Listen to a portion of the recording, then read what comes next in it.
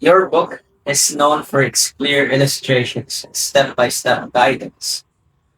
How did you develop this visual approach to teaching marine diesel maintenance?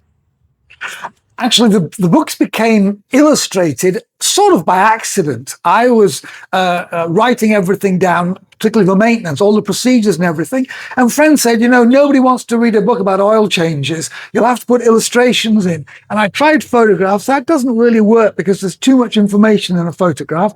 I wrote to various diesel companies asking about their drawings, but I got a very frosty response from that. And then I thought, well, there has to be, with today's technology, there's got to be a way to do things.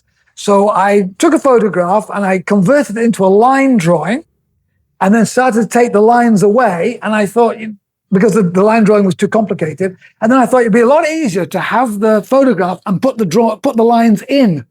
So that's how the technique started. I mean, for example, if you have a mug, you get a photograph of a mug and then you draw, you trace around and then you take the mug away and you look at the drawing. Is that a mug? No, you've missed a line out. So you bring it back and do a little bit more. And they're just built up like that. So I have collected thousands of photographs as I go around boatyards and see people's boats, thousands of photographs of all sorts of things, propellers and alternators and belts and you name it. So I then have raw material. As I always say, if I can't draw, and if I draw stickman, he or she will be gender challenged. I mean, and that has actually been a virtue because it keeps the drawings simple and clear.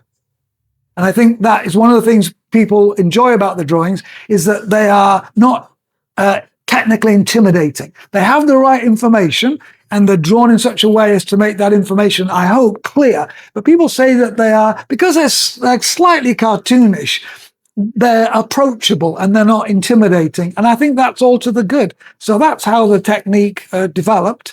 And the drawings do take a long time, though. I once spent 12 hours drawing a single gearbox. I just couldn't quite get it right. Now I have a collection. It's sort of a doll's house of tools and pieces of equipment. So if I need a hammer, I just pull up a hammer. And when I'm doing the drawings, they're all done in great detail, even if I only need a small drawing. For example, a pipe wrench, my drawings, it's drawn in such a way that I can actually go into the drawing and open the jaws of the pipe wrench so I can use it in different drawings. And I found that is very helpful. And when you're drawing the components, you really do need to know exactly how they work, how they function, how everything fits together so you can make the drawings very clear, but also very simple.